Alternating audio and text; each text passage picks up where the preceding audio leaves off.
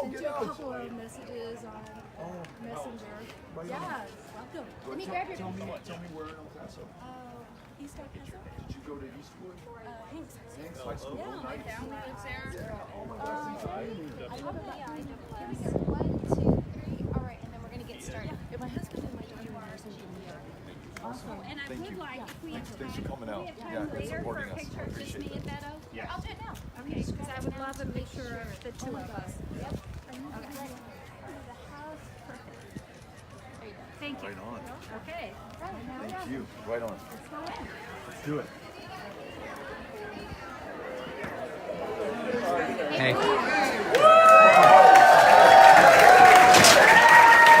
Oh, it's okay.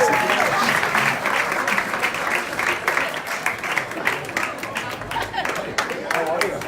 Hi. Thanks for being here. Thanks for being here. Thanks for joining us. Thanks for welcoming us. Hi. Hey there. Good to see you. Yeah. Hi, everyone.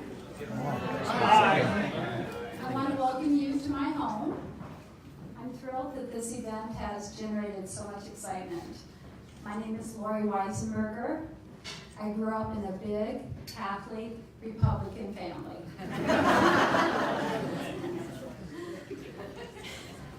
I became engaged in politics in my 30s and realized that my core beliefs meant that I was a Democrat.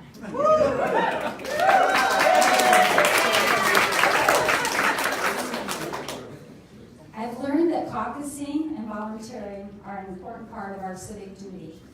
I also enjoy opening my house to those who are working to bring back dignity to our democracy.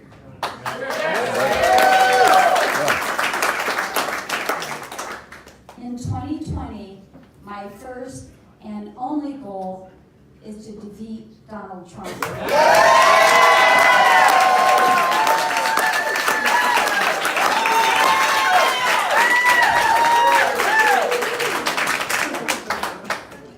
This campaign is about restoring our common faith and belief in each other, our country, and our leaders.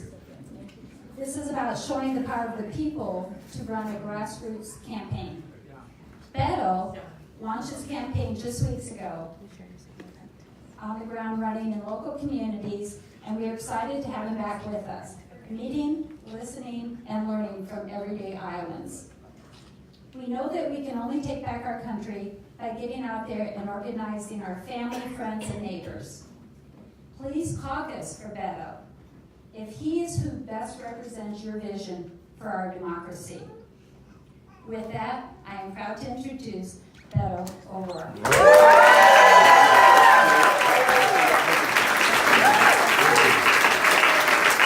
Thank you, Lori. Thank you all for being here, for welcoming us, and for opening up your home, and for ensuring that we got a chance to meet Lisa and Steven, and most importantly, Evie, how old did you say she was? 7 months old, and was eating a Beto button when I came in, which is keeping the peace, at least temporarily. So thank you all. I know that we may also have Representative Converse here. Thank you for being here. I'm grateful for hosting us in the district. Thank you. And Mike and Susan Fitzgerald, Mike, our state treasurer, thank you for being here and for talking to us on the phone, making sure that we were a little smarter before we arrived. Very grateful. And to each of you for taking some part of your Saturday to spend it with us. And not only allow me to introduce myself to you, but hopefully to learn from you by listening to you, answering your questions. I'll do my best to answer those questions, but I also hope that I get to hear your suggestions, your ideas, your guidance for me as a candidate for the United States as a country. That's what has brought us together here today. Democracy in action, live and well in 2019. I bring greetings from my hometown of El Paso, Texas. And I just got to meet another El Pasoan on my way in, Hanks High School graduate. Go Knights. And I was talking to my wife, Amy, earlier today. She's taken Henry, our 8-year-old, to his basketball game. Ulysses, our 12-year-old, to a baseball game in Las Cruces, New Mexico, which is our sister city. Do we have a Las Cruces in here? Or you just like New Mexico, right? That's fine too. He's playing in a baseball tournament. She was out there last night sending updates and videos to me. You know those pictures or videos you take through the cyclone fencing when you're sitting behind home base of your son up at bat and send it to your spouse when they can't be there. I'm getting a ton of those. And it's great. Molly is going to a birthday party that Amy, my wife, only learned about last night. And so logistically, she's trying to get all of these kids to their different games, some in different states. And I'm really thinking about them right now. And I'm thinking about my hometown. And part of the opportunity I have is to share our story with you. I live in one half of the largest binational community in the hemisphere. There are 3 million from 2 countries, speaking 2 languages, from 2 cultures and 2 histories, who are joined, not separated, by the Rio Grande River to form one people. A people who are greater than the sum of their parts or the persons in those 2 cities, who do something absolutely amazing and extraordinary across the planet. El Paso, for example, is one of, if not the safest cities in the United States of America. A quarter of those with whom we live in my hometown were born somewhere else. Maybe in Mexico, maybe in El Salvador, maybe in Kenya.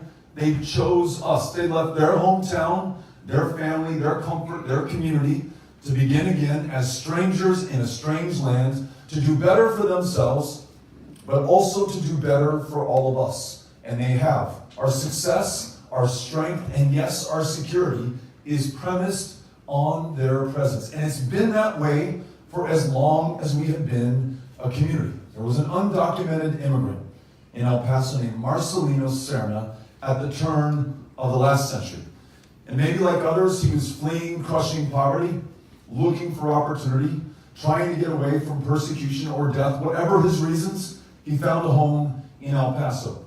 And when the United States entered World War I, he joined the United States Army.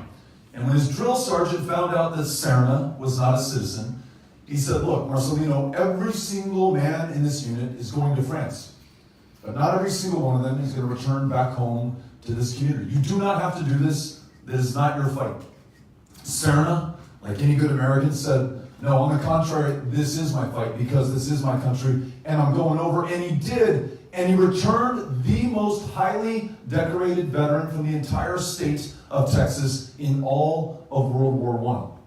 When you have a president who tries to conflate dreamers with members of MS-13, who calls asylum seekers animals or an infestation, Mexican immigrants, rapists, and criminals, though they commit crimes at a far lower rate than do those born in this country, it's important not only to know the facts, and we should, and I'm happy to share them, but we also have to understand our story as a country.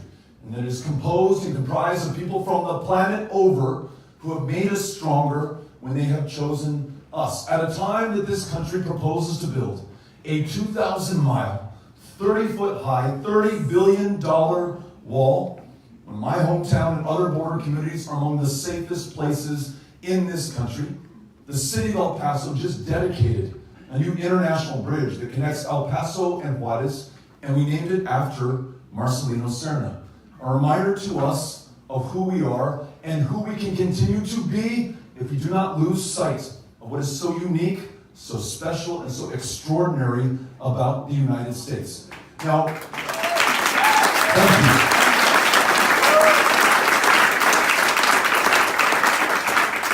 So many things come to mind when I share the story of Marcelino Serna with you. Others who have served this country, going back to Vietnam, who came back to the United States, to a country that did not understand or appreciate their service, and yet they got back to work, they raised their families, they built up our communities. Those who are coming back from Afghanistan, 18 years at war, Iraq, coming in on 28 years of war. I was a high school senior when George H.W. Bush first announced U.S. military force in that country, and through every successive presidential administration, we've had U.S. service members' lives on the line in that country, and we do today. With no definition of victory, no commonly understood strategy, no comprehension of the price that we will pay in lives and treasure to be able to bring those service members back home. And yet when they come back, far too many of them, regardless of the generation in which they served, wait too long to be able to see a provider, to get help for that post-traumatic stress disorder that in some cases they have been carrying with them for 50 years of their lives. Traumatic brain injury, military sexual trauma, these signature wounds and conditions of service and combat, though we have spent trillions of dollars adding that to our debt every single year to wage these wars and rebuild these countries after we have intervened and invaded, we have not found the political will or the investment necessary to take care of those veterans when they come back home. Nearly 20 a day, every single day, die by their own hand in this country. And 16 of those 20 were unable, or for whatever reason, unwilling, perhaps because of the lengths of the lines that they would have to stand in, to go to the VA and get that literally life-saving care or help. In El Paso, when I was first elected to the Congress in 2012, we had the longest wait times of any VA in the United States of America to see a mental health care provider. Care delayed became care deferred, became care denied, and the outcomes were tragic. We turned around the VA in El Paso by focusing and prioritizing on the VA in El Paso. We went from 68 full-time mental health care staff at that VA to nearly 120. We made it a priority not just for the federal government, but for the local community, clinics and hospitals, private and public, who could fill the gap where the VA was either unwilling or unable. We learned at a meeting like this that veterans coming back with an other than honorable discharge were precluded by law from going to one of those VAs, from even getting in one of those lines, regardless of however long it lasted. And guess what? Their rate of suicide was twice that of the general veterans population. So we wrote this bill, the Honor Our Commitment Act, that sought to at least provide mental health care help to these veterans. And we found a Republican partner because in the minority there was no chance that was getting passed, that I was going to be able to help people, and there was no way that I was going to come back to a meeting like this and say, you know what, we wrote the perfect bill, but those darn Republicans, they don't like our veterans as much as we Democrats like our veterans. That's baloney, and we all know it. We just have to put our differences aside, concede a little bit, compromise, though that is a four-letter word for some, is absolutely necessary for our democracy to function, and we did. And that Republican colleague and I prevailed upon our colleagues. We said, look, is it going to be more expensive to care for those veterans who today cannot receive it? Yes. We should bear any burden, pay any price for those who put their lives on the line for this country and were willing to sacrifice them for the United States. Yeah. We agreed that there should be a consequence for the status of your discharge, but that cannot be your very life, and too often it was. We were able to get that passed 435 to 0 in the House of Representatives. We worked those relationships that we had in the Senate, formed new ones where we had none, and then got this signed into law by a man with whom I agree on almost nothing, Donald Trump. And yet we could find enough common ground, enough common cause to do the common good for those who have served this country. Anything of any significance that I have been a part of in public life has been the product of compromise, of listening, of working with people, including those who have different views than I do, who come to different conclusions on issues that we care about. The genius of this democracy is that we can disagree, but we can do it peacefully, and we do not allow the perfect to become the enemy of the good. Worth repeating and keeping in mind if we want to address the challenges that we have. And they are the greatest challenges of our lifetimes. Millions of our fellow Americans unable to see a doctor, to afford their prescriptions, even when they have insurance in too many cases. Far too many dying of diabetes, of the flu, of curable cancers in the wealthiest, the most powerful country on the face of the planet that only wants for the political will to be there for those who cannot be there for themselves. An economy that is working too well for too few, and really not at all for far too many. Teachers working 2 and 3 jobs just to make ends meet.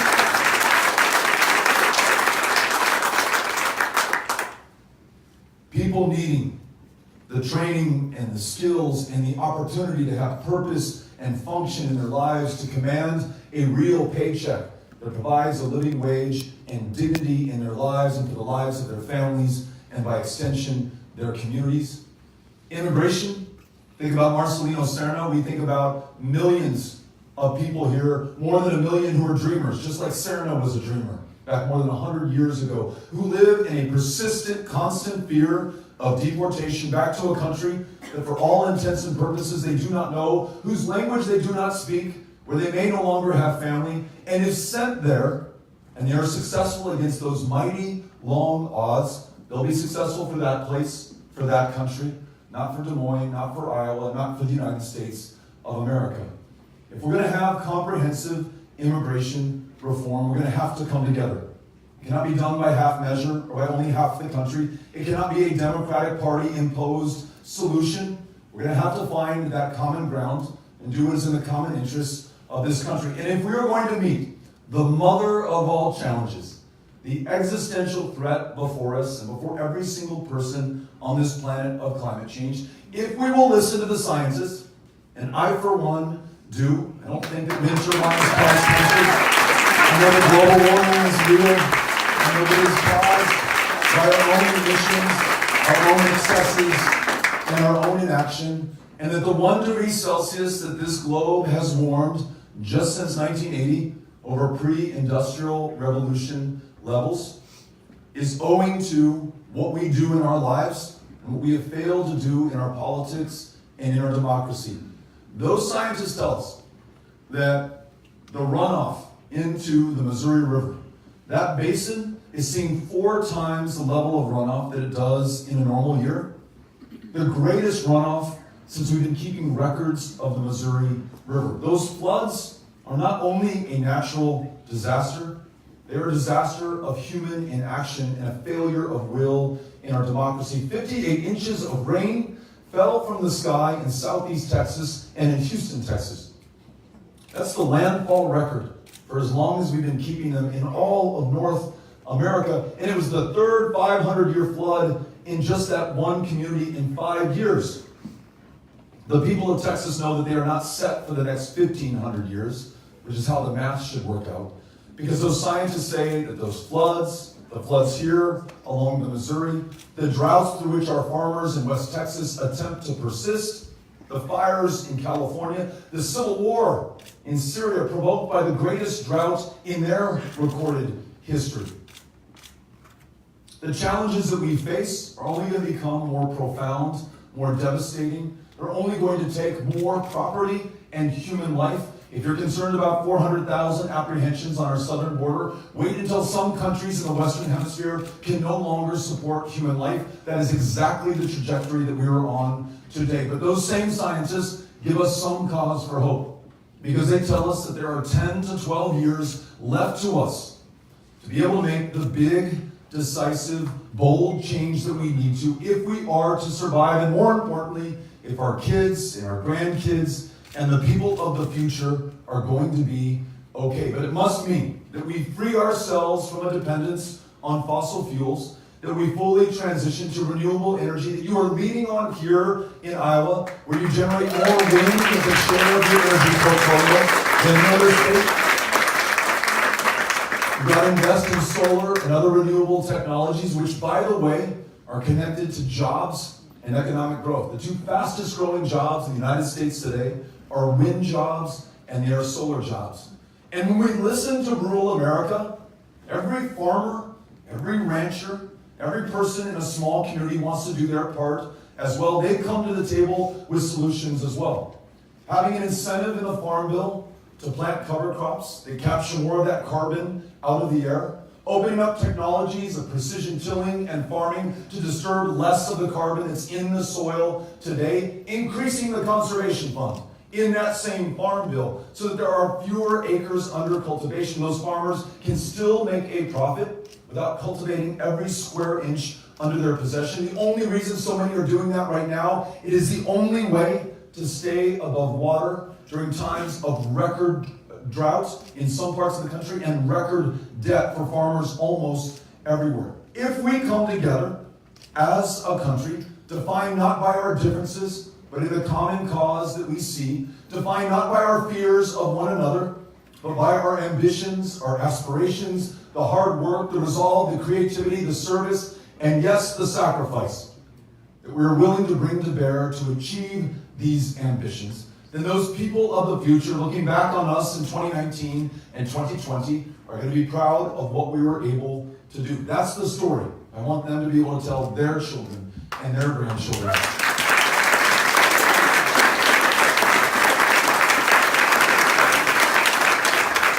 And that is why I'm here today. I want to make sure that we run a campaign for America and for everyone in America.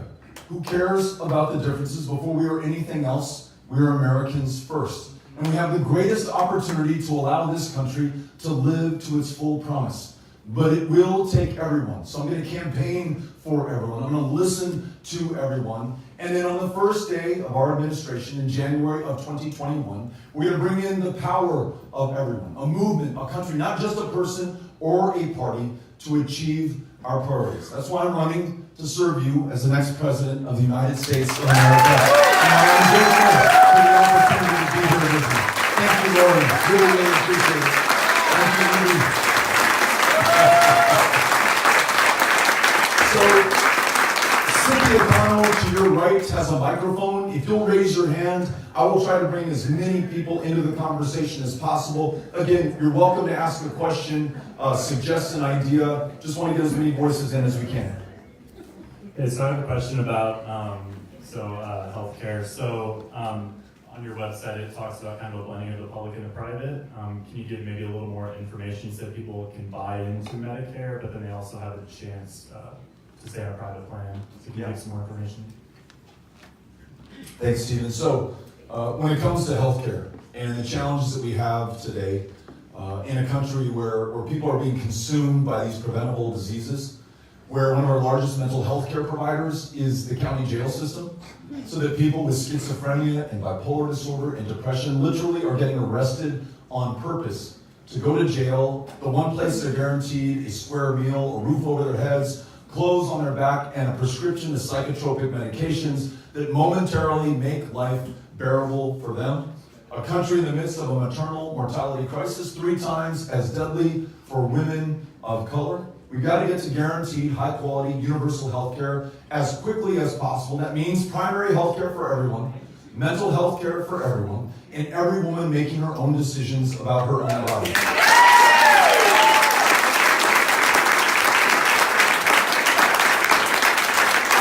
Stephen's question is, it sounds great, how do we get there?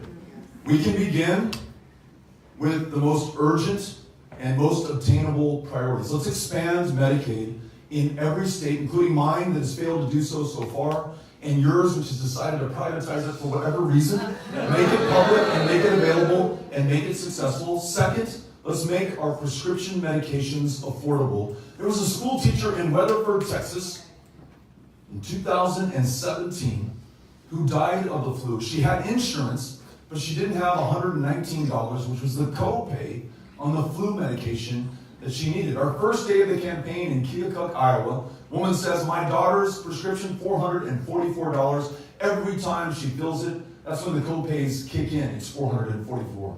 Was in Coos, New Hampshire. Woman in that community, $10,000 a year for the prescription that keeps her alive. She's supposed to take 3 pills a day. She takes a fraction of that, trying to stretch out that medication and stretch out her dollars.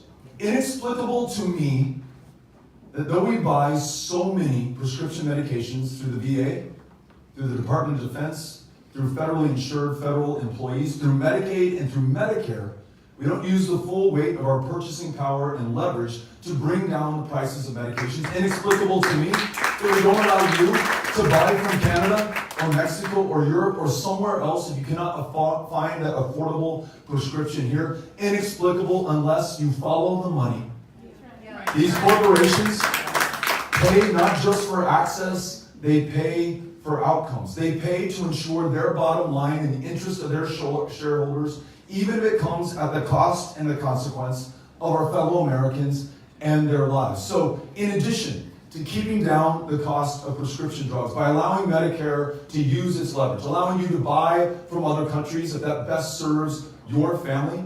I want to make sure that we give you the choice to enroll in Medicare. If that's the best thing for your family, if you have no insurance today, if you don't like the insurance that you do have. But I also want to give you the choice, to your question, to keep your employer-sponsored insurance. If you like that network, if you like the doctors that you are able to see, if that plan works for you and your family. Folks are calling this Medicare for America, and the idea was written by two women with whom I used to serve, Jan Schakowsky of Illinois and Rosa DeLauro of Connecticut. I think that affords us the fastest, the surest way to get to that ultimate goal, which is guaranteed universal high-quality care. Thank you for the question.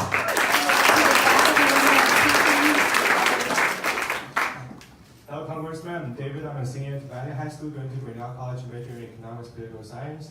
I have a question on voting and a question on immigration.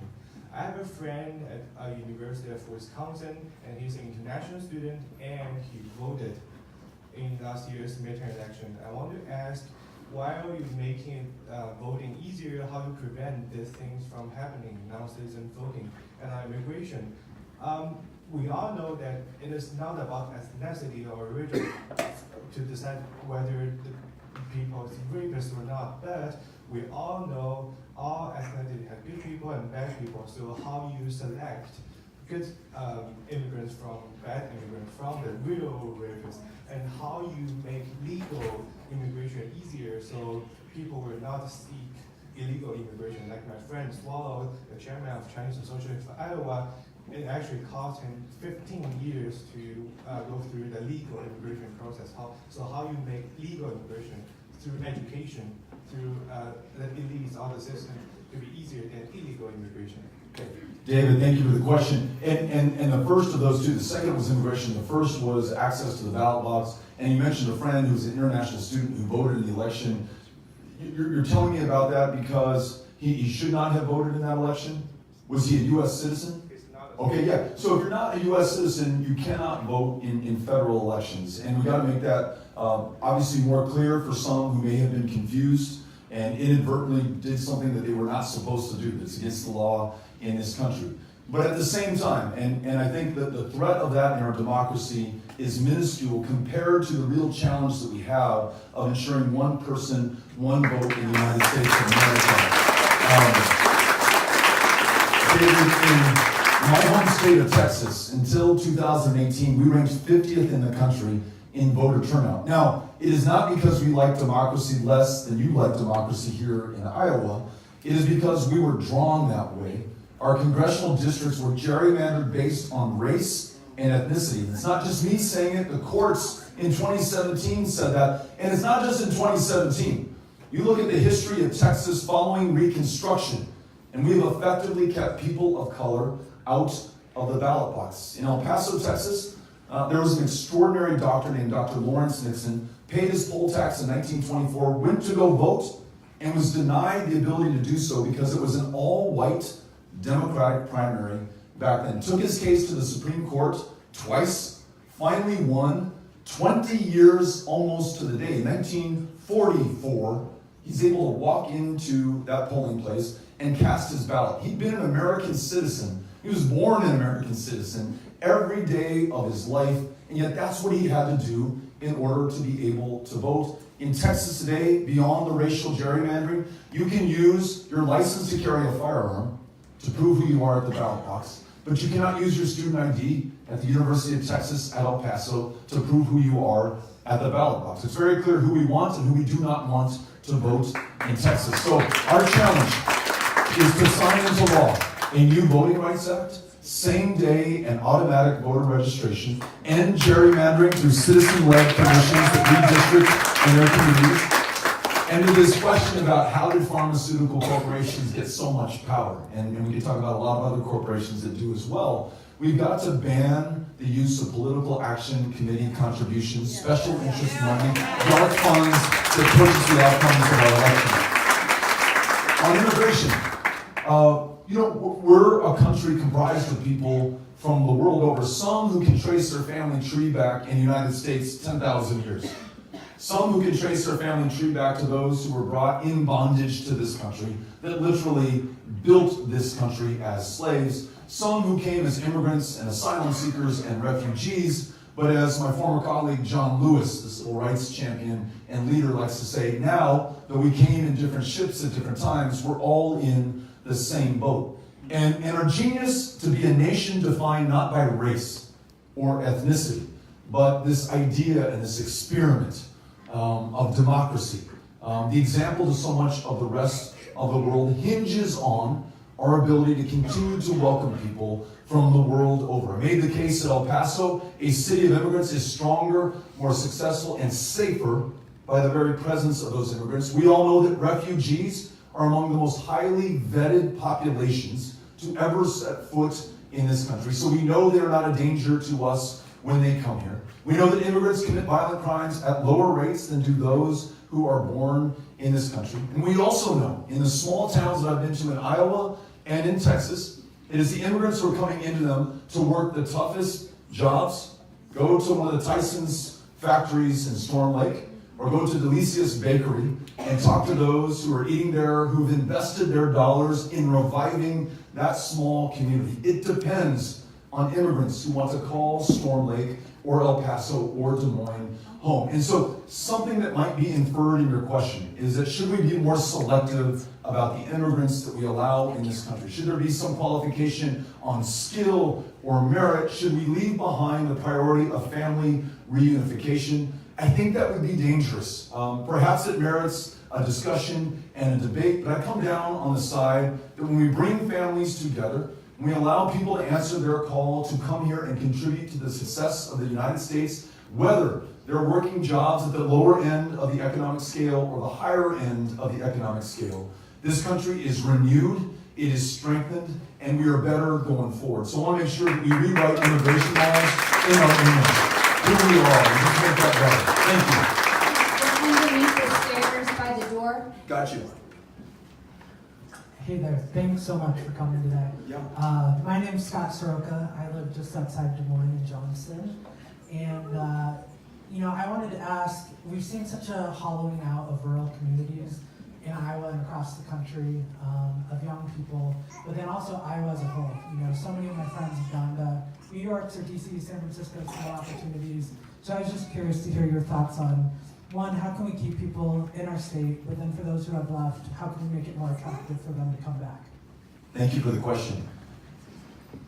Campaigning across Texas, we went to every single one of the counties, no matter how urban, like Harris, or how rural.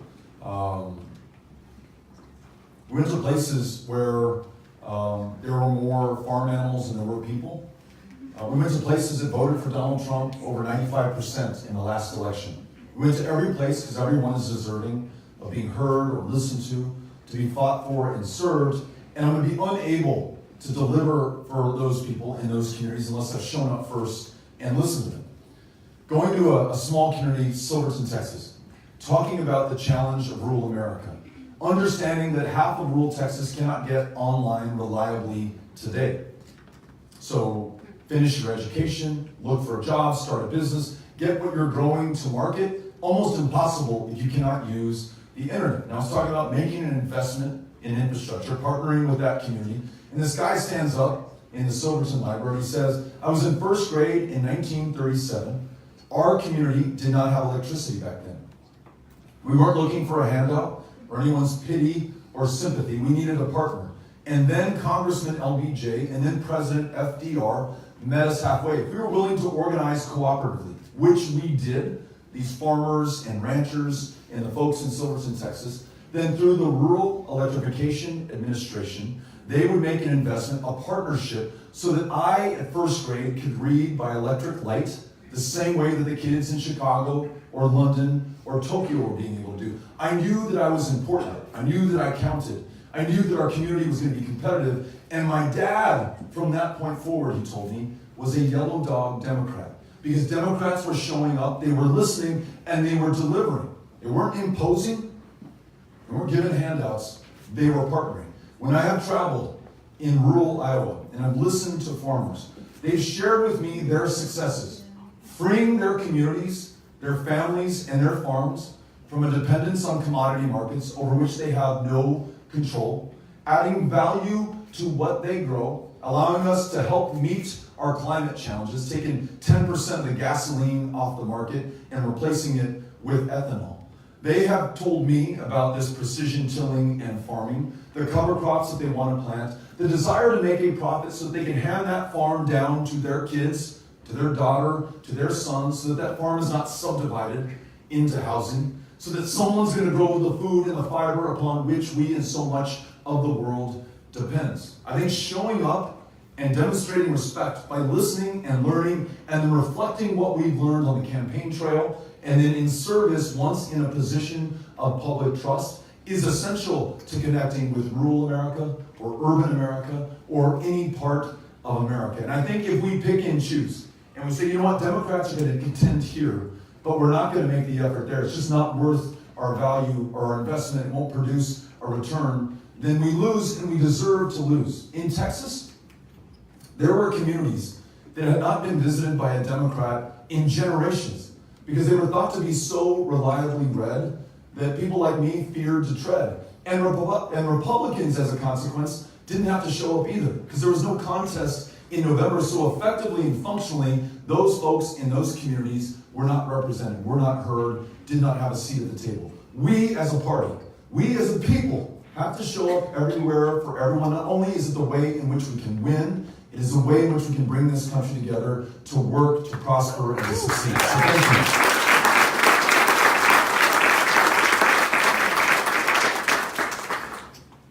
Hello, I'm Tom Leffler, also from Johnston. I'm active with a group called Stop the Arms Race Political Action Committee.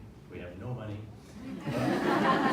The best kind of pack. Since 1980, we've been active in federal elections trying to bring out issues of foreign policy.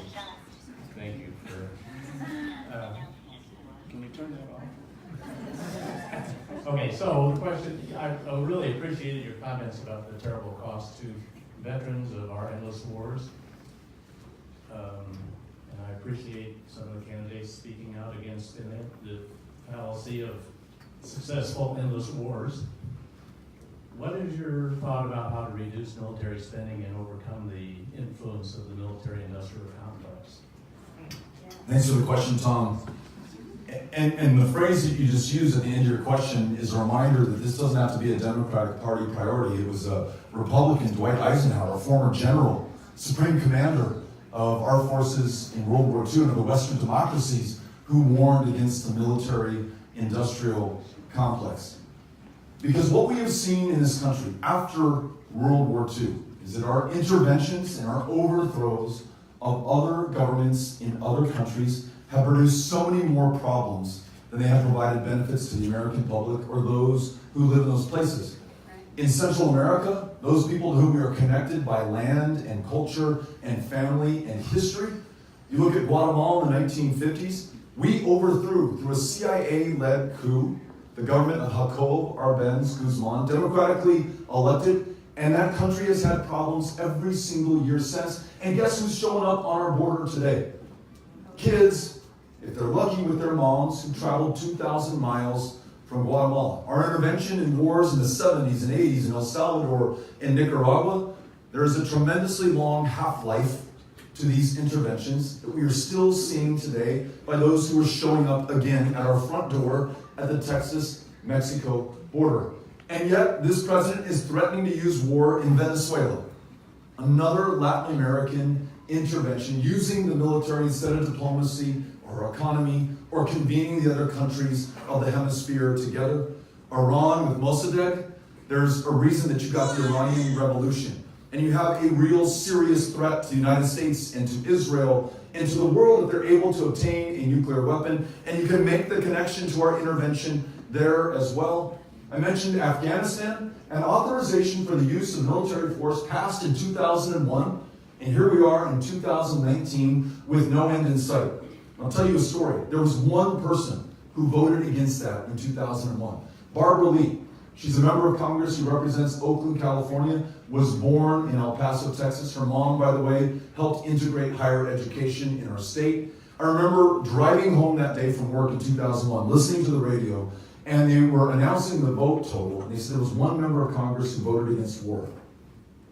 And perhaps like many of you here, I thought to myself, who is that unpatriotic, un-American member of Congress who does not want to get those who got us and prevent another attack on the United States? But since then, I've had the opportunity to watch the archival C-SPAN footage of Barbara Lee addressing her colleagues, anguished because she wants to do the right thing, but she warns against writing a blank check for war, and how prescient she was back in 2001, because that authorization not only underpins our presence there tonight, it does so in Iraq, in Syria, in Somalia, in Libya, in Yemen, a human rights disaster that we are in part culpable for as we partner with Saudi Arabia to indiscriminately bomb kids and people in hospitals. So I agree with the premise of your question. War is not the answer. It has never served us well unless it has been absolutely the only option we can undertake. In World War II, the last time, by the way, that we legally declared war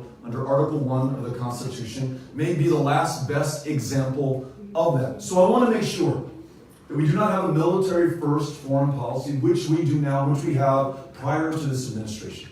That we use the power of diplomacy, of our economy, of investing in parts of the world that need our help. President Trump wants to wipe clean $500 million.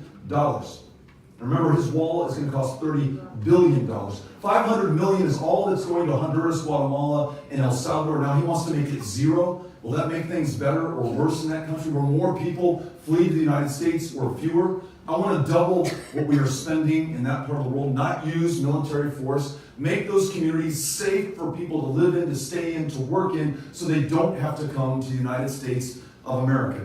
Not only is that the right thing to do, I believe, morally, but to your point, we've added trillions of dollars to $22 trillion in national debt, in part through these endless wars. We've got to bring them to an end, bring those service members back to their communities, to their homes, to their families, and to this country. And I want to be the president that does that. Thank you for your comment. This is our last question. We can't do one upstairs? Sure. Does somebody have one upstairs? Okay. we'll call the mic up in a second. Yeah.